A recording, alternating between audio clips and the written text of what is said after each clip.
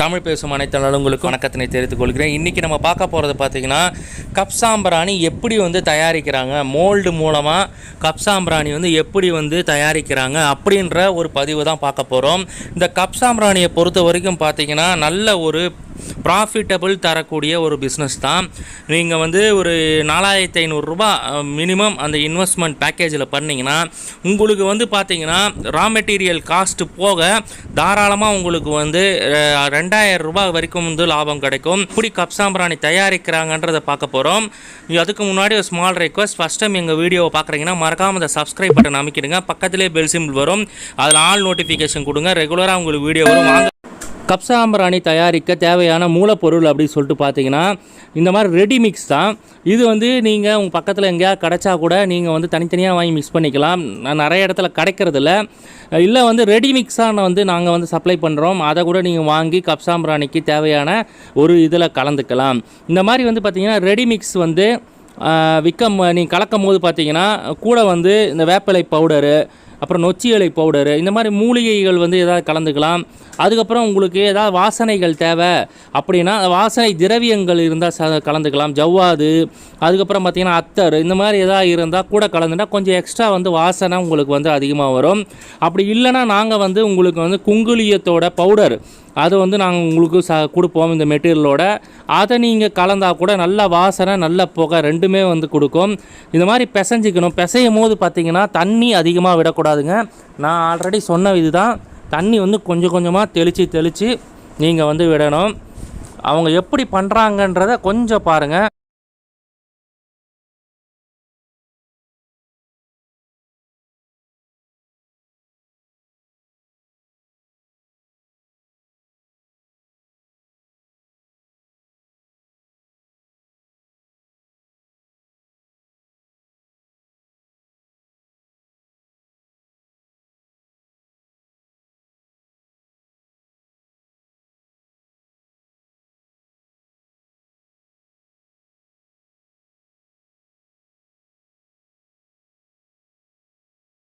இப்போ பார்த்தீங்கன்னா இந்த மாதிரி ஒரு பதத்துக்கு வந்த உடனே அதை இந்த மாதிரி மோல்டில் நீங்கள் போட்டு அந்த பைப்பு, இது ஒரு பைப்பை எடுத்துக்கோங்க. அந்த பைப்பை வச்சு ஃபிக்ஸ் பண்ணி கையில் பண்ணிங்கன்னா கொஞ்சம் இறங்காது.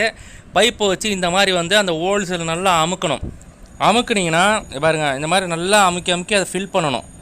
ஃபில் பண்ணி எல்லா ஹோல்ஸு உள்ளேயும் நல்லா அந்த கம்ப்யூட்டர் சாம்பிராணி ரெடிமிக்ஸ் நம்ம பிசைஞ்சது நல்லா இறங்கணும். அந்த மாதிரி நீங்கள் நல்லா அமுக்கணும். ஃபிக்ஸ் பண்ணிட்டு ஹோல்ஸில் நல்லா டைட் பண்ணணும். நல்லா டைட் பண்ணி இங்கே பாருங்கள், நல்லா டைட் பண்ணி இந்த திருப்பி ப்ரெஸ் பண்ணினே இருந்தீங்கன்னா அப்போ தான் நல்லா ஸ்ட்ராங்காக வரும் கம்ப்யூட்டர் சாம்பிராணி. இல்லைனா குவாலிட்டி நல்லா இருக்காது. அதுக்கு தான் சொல்கிறேன். குவாலிட்டி நல்லா இருக்கணும் அப்படின்னா இந்த மாதிரி பாருங்கள் ப்ரெஸ் பண்ணணும். பாருங்கள் எப்படி ப்ரெஸ் பண்ணுறாரு பாருங்கள். இந்த மாதிரி ப்ரெஸ் பண்ணினீங்கன்னா இன்னும் நல்லா இறங்கி குவாலிட்டி சூப்பராக இருக்கும். நல்லா கப் சாம்பிராணி நல்லா திக்காக உங்களுக்கு வரும்.